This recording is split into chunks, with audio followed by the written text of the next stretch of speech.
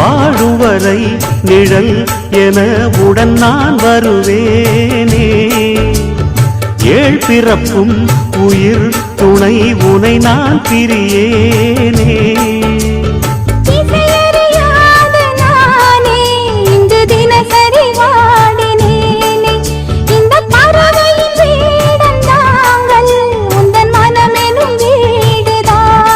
நீண்ட காலம் நேர்ந்த சோகம் நீங்கி போக நானும் தீண்ட யோகம் விளங்கிடும். பூமிக்கொரு வாரம் என்று எண்ணி இருந்தேன், பூமுடிக்க யாரும் இன்றி கண்ணி இருந்தேன். சொந்தமின்றி பந்தமின்றி நானும் இருந்தேன்.